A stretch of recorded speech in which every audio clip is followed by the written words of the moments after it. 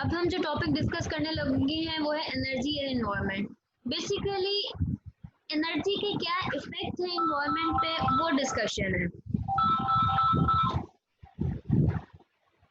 आपको पता है अगर फॉसिल फ्यूल्स की बढ़नी है तो पॉल्यूशन है, आप कि न्यूक्लियर पावर प्लांट्स काम कर रहे हैं तो पॉल्यूशन है, किसी भी टाइप का काम कर रहे हैं, एनर्जी प्रोड्यूस कर रहे हैं किसी भी तरह से, तो उसके कुछ ना कुछ साइड इफेक्ट्स हैं।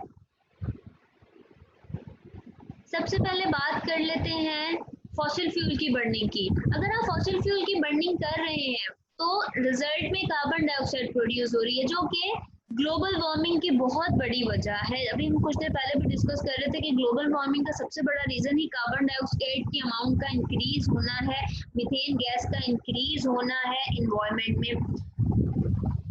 इनकी वजह से पॉल्यूशन बढ़ता जा रहा है। पॉल्यूशन बढ़ने से टेम्परेचर इंक्रीज हो रहा है। तो हम क्या कह रहे हैं, अगर टेम्परेचर इंक्रीज हो रहा है इन सब केमिकल्स के रिलीज होने की वजह से, तो हम क्या कह रहे हैं कि थर्मल पॉल्यूशन इंक्रीज हो रहा है। कौन सा pollution? Thermal pollution. Thermal pollution is increasing due to the release of harmful chemicals in our environment. Carbon dioxide सबसे बड़ी एग्जांपल है जो कि ग्लोबल वार्मिंग को इंक्रीज कर रही है। एयर पॉल्यूट हो रही है, हम फॉरेस्ट वगैरह को जला देते हैं या बाय मिस्टेक जल जाते हैं, उसकी वजह से जो स्टॉर्म्स वगैरह आते हैं डस्ट के, उसकी वजह से एयर पॉल्यूट हो रही है। वोल्केनोस वगैरह के बारे में आपने सुना होगा, उनकी इरप्शंस वगैरह के बारे में आपने सुना होगा, उसकी वजह से बहुत ज़्यादा एयर पॉल्यूशन इंक्रीज होता है। एयर पॉल्यूशन इंक्रीज होगा तो टेम्परेचर बेसिकली इंक्रीज होगा, थर्मल पॉल्यूशन इंक्रीज होगा, जिसकी वजह से ग्लोबल वार्मिंग इंक्रीज हो जाएगी। जितने भी आप व्हीकल्स यूज करते हैं, फैक्ट्रीज हैं, जितनी भी तरह की ऑटोमोबाइल्स हैं, सब जो है कुछ ना कुछ पॉल्यूटेंट रिलीज कर रही है इन्वायरमेंट में, जिसकी वजह से एयर पॉल्यूशन इंक्रीज हो रहा है। पावर प्लांट जितने भी हैं उनमें से कुछ ना कुछ हीट की फॉर्म में वेस्ट प्रोडक्ट रिलीज हो रहा है। हीट का रिलीज होना भी एक तरह से हैजर्डियस है टेम्परेचर के लिए, इन्वायरमेंट के लिए। हीट इंक्रीज होगी तो टेम्परेचर भी इंक्रीज होगा इन्वायरमेंट का, और वो टेम्परेचर का इंक्रीज होना बहुत सारी डिजीजेस भी कॉज कर सकता है, एनिमल लाइफ को बहुत बुरी तरह इफेक्ट कर सकता है। जो एनिमल्स माइग्रेट करते हैं अकॉर्डिंग टू द टेम्परेचर, उनकी लाइफ बहुत बुरी तरह इफेक्ट हो जाएगी। जो प्लांट्स कम टेम्परेचर में ग्रो करते हैं वो कभी ग्रो नहीं करेंगे अगर टेम्परेचर इंक्रीज रहेगा तो। Nuclear power plant basically carbon dioxide नहीं रिलीज करते, कार्बन डाइऑक्साइड हमें फॉसिल फ्यूल से मिलती है, फॉसिल फ्यूल्स की बर्निंग से कार्बन डाइऑक्साइड रिलीज होती है। लेकिन जब न्यूक्लियर पावर प्लांट्स की हम बात करते हैं तो उसमें से रेडियो एक्टिव वेस्ट रिलीज होता है, रेडियो एक्टिव एलिमेंट्स रिलीज होते हैं। तो रेडियो एक्टिव एलिमेंट्स तो कैंसर कॉजिंग भी हो सकते हैं। तो एक तरह से एनर्जी हासिल करने के जितने भी प्रोसीजर्स हैं जो कि नॉन रिन्यूएबल है, बेसिकली रिन्यूएबल तो सेफ होते हैं, जो नॉन रिन्यूएबल वेज हैं वो बहुत ज़्यादा इन्वायरमेंट के लिए प्रॉब्लम्स क्रिएट कर रहे हैं। डिफरेंट कंट्रीज में बहुत सारे लॉज वगैरह भी जो हैं वो पास हुए हैं जिनके अकॉर्डिंग कि एयर पोल्यूटेंट रिएक्शंस कम किए जाएं, क्लोरोफ्लोरोकार्बन्स टाइप के केमिकल्स कम से कम एनवायरनमेंट में रिलीज हों, कार्बन डाइऑक्साइड रिलीज करने वाले केमिकल रिएक्शंस अवॉइड किए जाएं, कम से कम व्हीकल्स यूज की जाएं, ऑटोमोबाइल्स जो है ट्रांसपोर्टेशन को इंक्रीज किया जाए, लेकिन पब्लिक ट्रांसपोर्ट को। ऐसा ना हो कि हर पर्सन की अपनी अलग कन्वेंस है और वो अपनी कन्वेंस यूज करके ज्यादा एयर को पॉल्यूट कर रहा है। अगर हम पब्लिक ट्रांसपोर्ट यूज करेंगे, हर पर्सन अपनी इंडिविजुअल ट्रांसपोर्ट यूज करने के बजाय एक ट्रांसपोर्ट यूज करेगा तो पॉल्यूशन कम फैलेगा। इस तरह डिफरेंट वेज यूज करके डिफरेंट तरीकों से हम पॉल्यूशन को रिड्यूस कर सकते हैं, इन्वायरमेंट को पॉल्यूशन फ्री कर सकते हैं। बहुत सारी कंट्रीज में इस पर काम हो रहा है, कर रहे हैं, लेकिन वो भी कम है क्योंकि फैक्ट्रीज बंद नहीं की जा सकती। अब हम लाइफ अपनी इन व्हीकल्स के बगैर सोच ही नहीं सकते, तो बहुत ज़्यादा मुश्किल हो गया। लेकिन कोशिश करनी होगी ताकि पॉल्यूशन कम से कम फैले। लेड फ्री पेट्रोल यूज़ करें, लेड ना हो, लेड कैंसर कॉजिंग है। कहते हैं पेंट्स में भी लेड नहीं होना चाहिए, जो आप लोगों के घरों में पेंट होता है इसमें भी लेड नहीं होना चाहिए, लेड की क्वांटिटी कम हो, बिकॉज ये कैंसर कॉजिंग है। तो पेट्रोल भी लेड फ्री होना चाहिए। इसके ऑल्टरनेट मेथड यूज करने चाहिए। अब जो है कैटालिटिक कन्वर्टर्स वगैरह कार्स में यूज हो रहे हैं। कैटालिटिक कन्वर्टर से ये होता है कि जो भी प्रोडक्ट में गैसेस रिलीज हो रही हैं उनकी फॉर्म चेंज की जा रही है। अगर कोई डेंजरस गैस रिलीज हो रही है तो उसको किसी और फॉर्म में कन्वर्ट करके रिलीज किया जा रहा है। तो catalytic converter basically harmful waste को कन्वर्ट करके रिलीज करवा रहा है ताकि इन्वायरमेंट पॉल्यूट ना हो, उसे सेफ रखा जा सके। नेक्स्ट हम बात करते हैं, एक फ्लो डायग्राम है एनर्जी कन्वर्टर की। अब जैसे कि एनर्जी के लैंप्स होते हैं, एनर्जी बल्ब जो होते हैं उनसे आपको लाइट एनर्जी भी मिल रही है और हीट एनर्जी भी मिल रही है। आप चाहते हैं हीट एनर्जी ना मिले, सिर्फ लाइट एनर्जी मिले, तो आपको उसका ऑल्टरनेट यूज करना चाहिए। आपको एनर्जी सेवर लैंप्स यूज करने चाहिए। Energy saver lamps light energy provide करते हैं, बहुत ही लेस अमाउंट में हीट एनर्जी प्रोड्यूस होती है, मोस्टली आपको लाइट एनर्जी मिलती है। तो ऑल्टरनेट वेज यूज कीजिए, एनर्जी को आप सेफ तरीके से हासिल करेंगे ताकि कम से कम वेस्ट प्रोड्यूस हो। आपका वेस्ट जो है, आपको कुछ भी यूज कर रहे हैं, एनर्जी किसी भी फॉर्म में यूज कर रहे हैं, तो उसका वेस्ट हीट की फॉर्म में भी हो सकता है, साउंड की फॉर्म में भी हो सकता है, फ्रिक्शन की फॉर्म में भी हो सकता है। तो इन चीजों को अवॉइड करेंगे तो एनर्जी भी सेफ होगी और आपका इन्वायरमेंट भी सेफ रहेगा। नेक्स्ट अगर हम बात करें केमिकल एनर्जी किन फॉर्म किन में कन्वर्ट होती है, तो केमिकल एनर्जी से आप हीट एनर्जी का काम भी ले सकते हैं, वो हीट एनर्जी में भी कन्वर्ट कर सकते हैं। केमिकल एनर्जी को आप काइनेटिक एनर्जी में भी कन्वर्ट कर सकते हैं। इग्निशन ऑफ फ्यूल, अगर फ्यूल की इग्निशन हो रही है तो मॉलिक्यूल्स डेफिनेटली मूव करेंगे और कुछ ना कुछ वर्क परफॉर्म होगा, तो काइनेटिक एनर्जी में कन्वर्ट होगी। Kinetic energy is doing some work. आप केमिकल एनर्जी को साउंड एनर्जी में भी कन्वर्ट करते हैं, यानी केमिकल एनर्जी साउंड एनर्जी में भी कन्वर्ट होती है एज अ आउटपुट। जब फ्यूल की इग्निशन होती है तो कुछ ना कुछ साउंड भी प्रोड्यूस होता है। अगर कार्स में फ्यूल है और वो केमिकल रिएक्शन हो रहा है, फ्यूल की बर्निंग हो रही है कार्स में, तो कुछ ना कुछ साउंड भी प्रोड्यूस होता है। तो दैट मीन्स एनर्जी का लॉस है, वो एनर्जी साउंड एनर्जी के तौर पे भी आपको एक आउटपुट मिल रहा है साउंड एनर्जी की फॉर्म, जो कि वेस्ट है। साउंड एनर्जी या हीट एनर्जी का ऐसा कोई यूज नहीं है, बेसिकली आपको काइनेटिक एनर्जी चाहिए। केमिकल एनर्जी की बर्निंग करके केमिकल एनर्जी के जरिए आपको काइनेटिक एनर्जी चाहिए ताकि कुछ ना कुछ वर्क डन हो सके। तो हीट एनर्जी और साउंड एनर्जी तो एक तरह से वेस्ट है, बट वो भी आउटपुट के तौर पे मिल रहे हैं।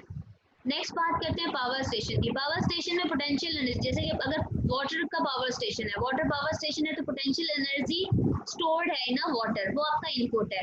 वाटर ने मूव करना शुरू किया, फ्लो करना शुरू किया, तो kinetic energy of flowing water, और उस काइनेटिक एनर्जी उस मूविंग वाटर की वजह से कुछ ना कुछ वर्क डन होगा। जो वर्क डन होगा वो साउंड एनर्जी भी प्रोवाइड कर सकता है आउटपुट में, वो वर्क डन हीट एनर्जी भी प्रोवाइड कर सकता है। उस वर्क डन के जरिए आपको इलेक्ट्रिक एनर्जी भी मिल सकती है, यानी कि इलेक्ट्रिक जनरेटर मूव हो सकते हैं। वाटर की मूवमेंट से टरबाइंस मूव करेंगे, टरबाइंस की मूवमेंट से इलेक्ट्रिक जनरेटर जो है वो इलेक्ट्रिसिटी प्रोड्यूस करेंगे। तो ये डिफरेंट कन्वर्जन है। कन्वर्जन में भी हमारी कोशिश होती है कि हम ज़्यादा से ज़्यादा अवॉइड करें कि कोई ऐसे फॉर्म में एनर्जी रिलीज ना हो जो वेस्ट है, जिसकी हमें ज़रूरत नहीं है। हम चाहते हैं इलेक्ट्रिसिटी प्रोड्यूस हो, तो जो हीट एनर्जी बन रही है और साउंड एनर्जी बन रही है, बेसिकली वो तो आउटपुट वेस्ट है, उनका हम कोई यूज़ नहीं कर रहे। कोशिश होती है हमारे कि ऐसे सेफ मेथड यूज़ करें कि एनर्जी कम से कम वेस्ट हो। इसे कहते हैं एफिशिएंसी। एनर्जी जिस फॉर्म में दी है, आउटपुट आपको उतना ही मिल जाए, वेस्ट ना हो। आपका इनपुट, आपने जितना इनपुट दिया है आपको आउटपुट उतना ही मिल जाए, आउटपुट किसी और फॉर्म में वेस्ट ना हो। That is the efficiency of your machine. इसे अब हम नेक्स्ट डिस्कस करते हैं, एफिशिएंसी क्या है। मैंने आपसे कहा जितना आप आउटपुट दे रहे हैं आपको उतना ही आप जितना इनपुट दे रहे हैं किसी भी मशीनरी को, उतना ही आपको आउटपुट मिले। सो दैट मीन्स लॉस नहीं होना चाहिए। इस बात का मतलब है लॉस नहीं होना चाहिए एनर्जी में। जो रेशियो है इनपुट एंड आउटपुट की वो सेम होनी चाहिए। ऐसा करने से आपकी मशीन की एफिशिएंसी इंक्रीज होती है, आपकी मशीन की एफिशिएंसी इंक्रीज होती है। एफिशिएंट मशीन ज़्यादा से ज़्यादा वर्क डन करेगी, ज़्यादा से ज़्यादा अच्छा काम करेगी। हम कहते हैं कोई स्टूडेंट एफिशिएंट है बहुत ज़्यादा, तो इसका क्या मतलब है कि टीचर ने उसे जो डिलीवर किया, उसे जो होमवर्क दिया, उसे जो समझाया, उसने उस बात को एफिशिएंटली समझा और आउटपुट में अपना जो काम किया, जो होमवर्क किया, वो आउटपुट में उतना ही बेहतर था जितना मिस ने टीचर ने इनपुट दिया। तो दैट मीन्स वो उसकी एफिशिएंसी है, वो स्टूडेंट की एफिशिएंट, वो स्टूडेंट एफिशिएंट है क्योंकि जितना उसे इनपुट मिल रहा है वो उतना ही आउटपुट दे रहा है। इसी तरह मशीन्स की बात कर रहे हैं, जैसे कि एक इलेक्ट्रिक ड्रिल है, आप इसे जितनी इलेक्ट्रिसिटी प्रोवाइड करेंगे उस लिहाज से ये कुछ ना कुछ आउटपुट देगा। अगर आउटपुट में कुछ ना कुछ हीट एनर्जी, ये हीट अप भी हो जाता है, आप कभी इससे काम करेंगे ड्रिलर्स वगैरह से तो कुछ ना कुछ हीट एनर्जी का लॉस भी होता है, नॉइस एनर्जी का भी लॉस है। तो इन सारे लॉस को अवॉइड करने के लिए हमें चाहिए होते हैं कुछ efficient system, efficient machinery. But scientist ने बहुत काम किया और एज अ रिजल्ट यही पता चला कि हम 100% एफिशिएंट कोई भी मशीनरी नहीं बना सकते। हीट का लॉस, एनर्जी का लॉस किसी ना किसी फॉर्म में होना है। Efficiency of a system is the ratio of required form of energy obtained from a system as output.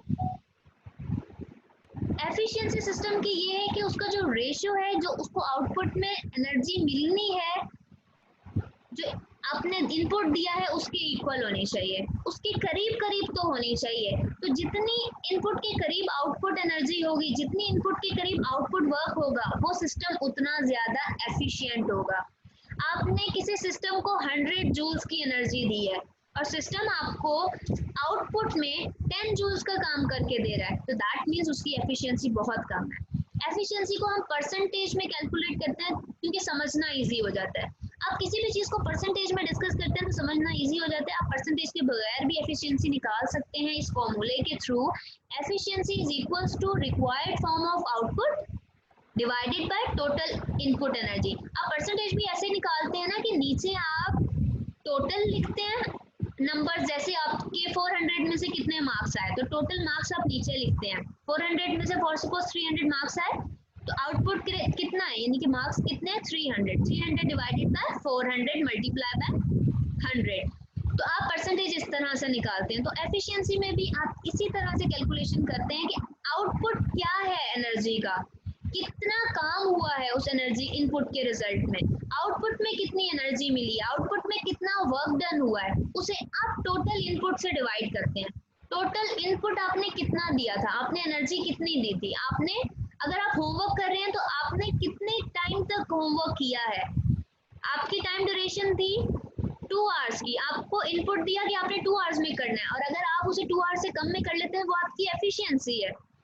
तो इनपुट पे बेस करती है बेसिकली आउटपुट, कितना इनपुट दिया गया, कितना काम हुआ, देन वी कॉल कि ये सिस्टम की एफिशिएंसी है। आपके घर में इलेक्ट्रिक मोटर्स काम कर रही हैं, कुछ ड्रिलिंग मोटर्स हैं, वॉशिंग क्लॉथ आप मशीन जो चल रही है, तो मशीन को कितनी, वॉशिंग मशीन को कितनी इलेक्ट्रिसिटी दी गई और आउटपुट में कितनी अच्छी तरह वो काम कर रही है कि कपड़े वॉश हो रहे हैं।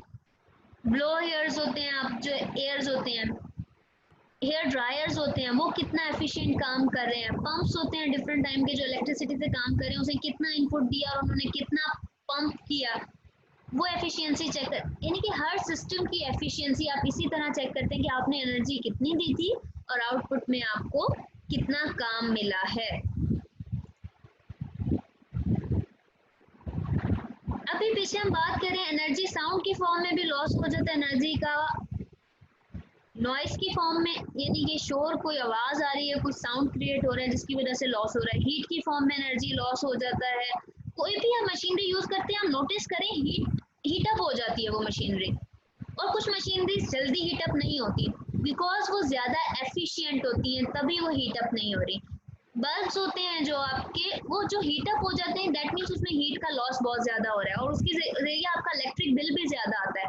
और कुछ जो एनर्जी सेवर्स ऐसे हैं जिसमें हीट लॉस इतना नहीं होता, तो वो ज्यादा एफिशिएंट है क्योंकि जितनी उन्हें एनर्जी दी जा रही है वो उसका मैक्सिमम काम कर रहे हैं, हीट ज्यादा लॉस नहीं हो रही। हीट को आप, अगर आपकी हीट फॉर सपोज उसकी फॉर्म में, साउंड की फॉर्म में नहीं लॉस हो रही, हीट की फॉर्म में नहीं लॉस हो रही, तो कहीं ना कहीं फ्रिक्शन की फॉर्म में जरूर लॉस हो रहा है हीट का, एनर्जी का। कभी भी एनर्जी 100% नहीं हो सकती। एग्जाम्पल की बात करते हैं जो आपकी बुक में दी हुई है, एक न्यूमेरिकल है, example 6.5, a cyclist does 12 joules work. एक साइक्लिस्ट ने कितना काम किया है 12 जूल। दैट मीन्स ये तो आउटपुट हो गया ना कि इतना काम किया है, इतना वर्क डन हुआ है, दिस इज आउटपुट, ये आउटपुट वर्क है। बाइक की पेडलिंग से उसने कितना काम किया, 12 जूल्स तक। उसको इनपुट में एनर्जी कितनी मिली थी, 100 joules of food energy which he takes. उसने 100 जूल्स फूड टेक करने से इतनी एनर्जी उसे मिली है कितनी, 100 जूल्स। फूड प्रोवाइड्स एनर्जी, आपको पता है आप फूड जो भी लेते हैं उससे आपको एनर्जी मिलती है। तो दैट मीन्स उसने फूड लिया है जिसके जरिए उसे 100 जूल्स की एनर्जी मिली है। Input is 100 joule, output is 12 joule. आप एफिशिएंसी निकाल सकते हैं, यस आप एफिशिएंसी इजीली कैलकुलेट कर सकते हैं। इसकी एफिशिएंसी आप कैसे कैलकुलेट करेंगे, अभी आपने फॉर्मूला देखा है, आप लिखते हैं इनपुट नीचे और आउटपुट लिखते हैं ऊपर, यानी कि ऑब्टेन आउटपुट एनर्जी और input energy. Total input energy लिखनी है मल्टीप्लाई बाय 100, तो इससे आपकी परसेंटेज एफिशिएंसी फाइंड आउट हो जाएगी। कैलकुलेट कीजिए, देखें कितनी आती है एफिशिएंसी।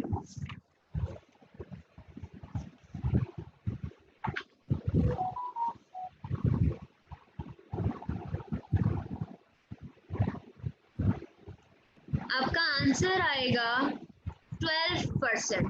12%। से 100 कैंसिल आउट हो जाएगा, यहाँ आपको सिंपल ही नजर आ रहा है 12%। तो दैट मीन्स कितनी एफिशिएंसी है, 12%। 100 जूल्स की इनपुट है लेकिन रिजल्ट में काम कितना हो रहा है, जस्ट 12 जूल्स। इतना वर्क डन हो रहा है, बस पैडलिंग कर रहे हैं, साइकिलिस्ट पैडलिंग कर रहे हैं, जस्ट 12 जूल्स का काम। तो दैट मीन्स सिस्टम कभी भी 100% एफिशिएंट नहीं होता, हमेशा उसमें कुछ ना कुछ लॉस रहता ही एनर्जी का। 100% इनपुट देने पर 100% आउटपुट नहीं मिलता।